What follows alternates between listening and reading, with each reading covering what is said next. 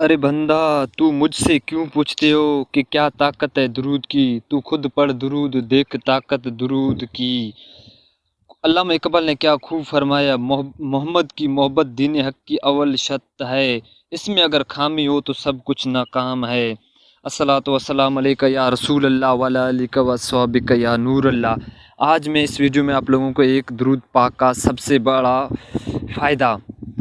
بڑا فائدہ کیا ہے، تو اگر آپ ہمارے یوٹیوب چینل پہ نئے ہیں تو ہمارے یوٹیوب چینل کو سبسکرائب کریں اور ویڈیو کو لائک بھی کریں اور آگے بھی شیئر کریں۔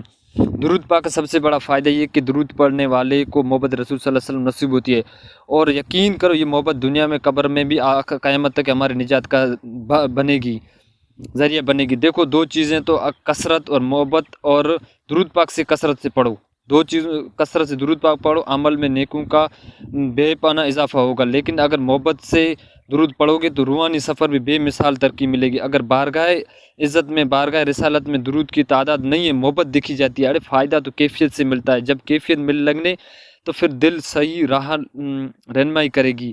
ایک وقت ایسا آئے گا کہ دل میں خیال آتا ہے کہ یہ ٹھیک ہے یا غلط ہے، تو ویسے ہی تو معاملہ نکل آتا ہے۔ تو درود ایک ایسی عظیم نعمت ہے کہ جس کا لفظ بیان ممکن میں نہیں ہے، اور کیوں نہ ہو، آخر ہمارے آقا مولا کی محبت سے تعلق ہے۔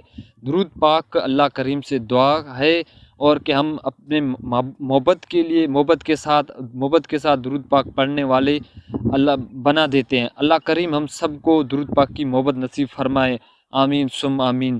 اللہ کرے عطائیں چاہت ہو درود کی، بچوں میں ڈال دے عادت درود کی، درود ایک انمول خزانہ ہے۔ اللہ پاک ہم سب کو زیادہ سے زیادہ درود شریف پڑھنے کی توفیق دے دے۔